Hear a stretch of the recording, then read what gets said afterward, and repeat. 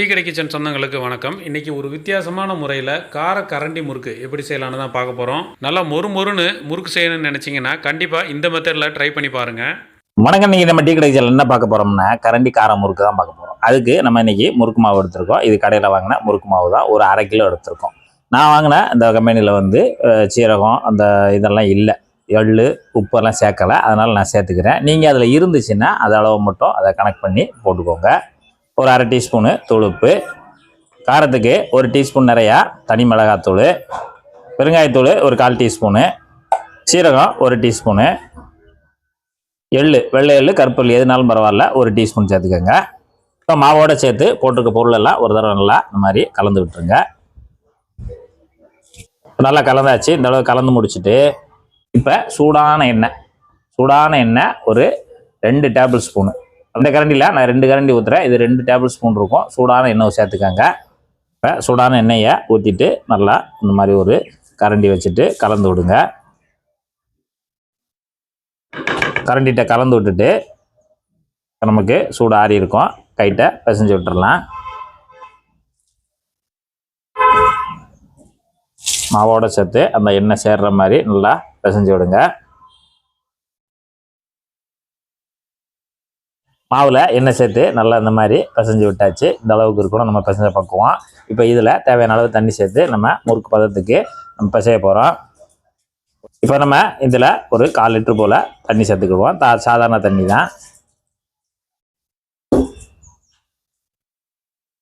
தண்ணி சேர்த்துட்டு நல்லா பிசைஞ்சுக்கிறோம்.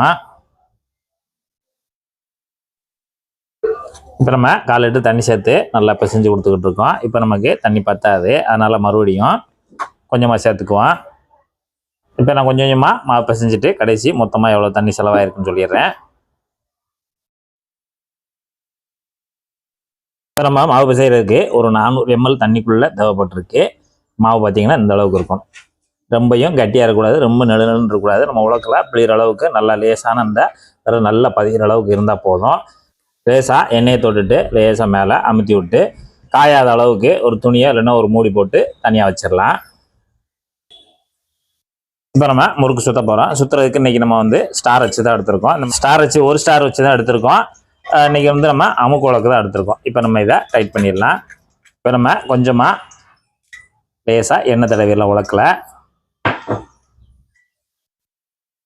அதை எல்லா பக்கம் படுற மாதிரி உலக்கில் எண்ணெய் தடவி விட்டுருங்க. அதேமாரி உலக்குலையும் லேசாக எண்ணெயை தடவி விட்டுருங்க.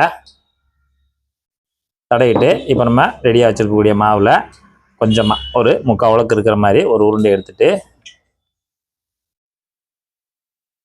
மாதிரி ஒரு கொலக்கட்டை மாதிரி பண்ணிவிட்டு உள்ளே சேர்த்துடலாம். இப்போ நம்ம இந்த மாதிரி ஒரு ஜல்லி கரண்டி இல்லாட்டி இந்த மாதிரி ஒரு கரண்டி எடுத்துகிட்டு இப்போ நம்ம இதில் தான் நம்ம சுற்றி அப்படியே எண்ணெயில் போட போகிறோம். அந்த நடுப்பகுதியில் அப்படி ரவுண்டாக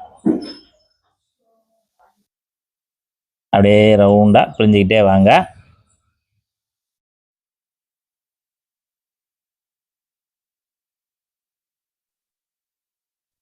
அப்படியே நல்லா மேலே வரைக்கும்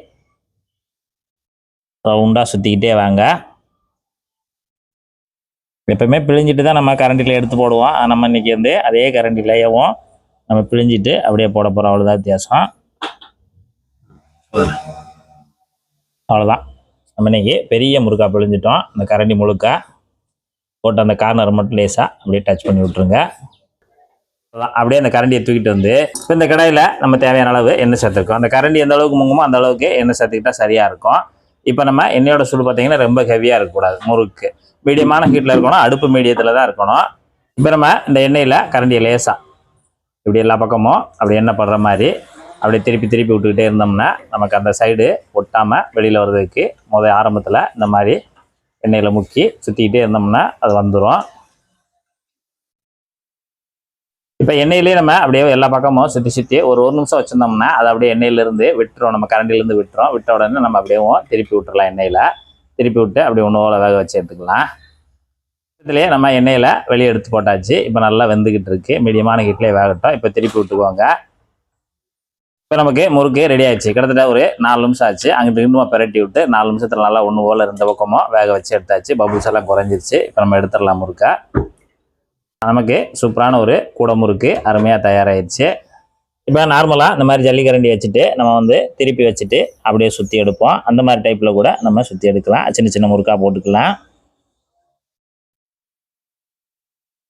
அவ்வளோதான். அப்படி நம்ம குழக்க வந்து நம்ம பக்கம் திருப்பி வச்சுக்கிட்டு பார்க்குற மாதிரி வச்சுக்கிட்டு அப்படியே கொஞ்சம் லென்த்தாக இழுத்து அப்படியே ரவுண்டாக கொண்டு வந்தோம்னா சூப்பராக வந்துடும்.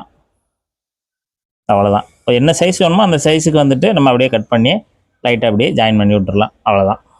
இப்போ நமக்கு 2வது முறுக்கு நல்லா வெந்துக்கிட்டு இருக்குது. அதே சமயத்தில் நம்ம இந்த மாதிரி ஒரு டைப்பில் வர போட்டிருக்கோம். அதையும் நம்ம அப்படியே எண்ணெயில் திருப்பி விட்டுறலாம். அவ்வளோதான். இன்றைக்கி நம்ம டீ கடை கிச்சனில் பார்த்தீங்கன்னா அப்படியே காரக்கரண்டி முறுக்கு அப்படியே கூட மாதிரி இருக்குது. நல்லா ஒரு கூட சாப்பிட்டா போதும்.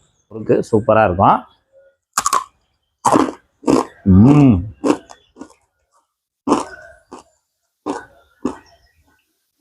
நல்ல முறுமுறுப்பு, நல்ல லேசான காரத்தில் அருமையாக இருக்குது. இதே போல் இதே மெத்தடில் நீங்களும் ஒரு சூப்பரான ஒரு கார கரண்டி முறுக்கு செய்து சாப்பிட்டு பார்த்துட்டு எப்படி வந்துன்றதை கமெண்ட்டில் சொல்லுங்கள். நன்றி, வணக்கம்.